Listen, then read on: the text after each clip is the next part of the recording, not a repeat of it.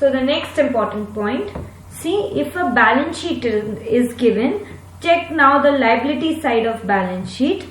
Capital, general reserve, contingency reserve, workmen's compensation fund, reserve fund, investment fluctuation, reserve fund, profit and loss, credit balance. Okay, what does this example needs to show you is, see, all these will go to partners capital account, means कुछ भी undistributed और accumulated profit और loss कुछ भी है other than your outside liabilities, ये जो items हैं ये सारे के सारे पार्टनर्स कैपिटल अकाउंट में जाएंगे. अभी लाइबिलिटीज है, लाइबिलिटीज का क्रेडिट बैलेंस होता है, सो पार्टनर्स कैपिटल अकाउंट का भी क्रेडिट बैलेंस पकड़ो, क्रिस क्रॉस जाओ बाय कैपिटल. ओके, सो आपने सबसे पहले जो भी कैपिटल दी हुई है वो लिख दी.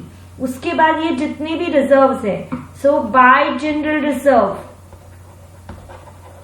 इन योर प्रॉफिट शेयरिंग रेशियो, उसको डिवाइड कर दो पार्टनर्स कैपिटल अकाउंट के क्रेडिट साइड में. Contingency reserve, workman compensation fund, reserve fund, investment fluctuation reserve fund, profit and loss account, credit balance, ये सब जो कुछ है ये सारे के सारे आपके पार्टनर्स कैपिटल अकाउंट में आपको ट्रांसफर करने, which are given in the balance sheet. Now in case on asset side you have profit and loss account, debit balance means वो क्या है, undistributed losses of last year loss हुआ, उसको distribute नहीं किया. सो अभी partners capital account के debit side में देखो, एसेट का भी तो नेचर डेबिट होता है, सो डेबिट साइड में लेके जाओ और इधर उसको लिख दो पार्टनर्स कैपिटल अकाउंट में to P&L debit and that also in your profit sharing ratio among the partners. So this is one important point कि इनको आपको कोई और अकाउंट में सोचना भी नहीं, सीधा सीधा पार्टनर्स कैपिटल अकाउंट में इन अमाउंट्स को लेकर आना है. Okay, now moving on to the point number 4, we are discussing important points that you need to remember. So point number 4, now pay attention. देखते हैं, एक बैलेंस शीट गिवन है, lease hold redemption fund है liability side में, life policy fund है liability side में. Now when you are seeing at assets, lease hold fund के against, lease hold redemption fund के against you have lease hold building. Okay, and life policy funds के against you have joint life policy. So मतलब एक fund है लेकिन उसके against एक asset भी है, and same is for your joint life policy fund.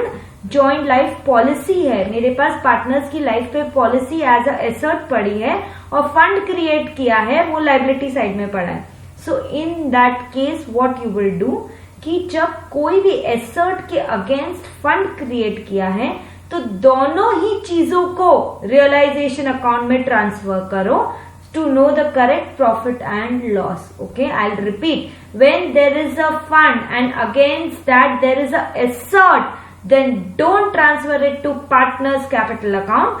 At that time you will transfer it to realization account because corresponding asset के corresponding liability is present. So transfer it to realization account to know the actual profit or loss.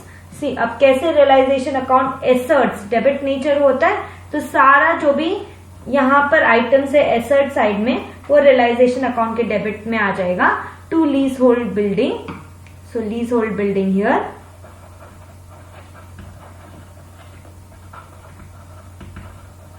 And joint life policy.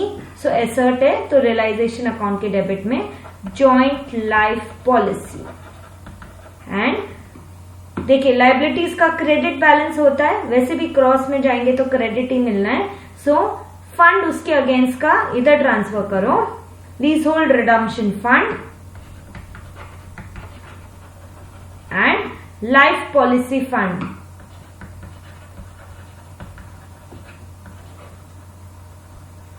Okay, जब asset के against आपका fund है तो उन दोनों को simultaneously realisation account में ट्रांसफर करना है, पार्टनर्स कैपिटल अकाउंट में नहीं लेके जाना। This was your important point number 4।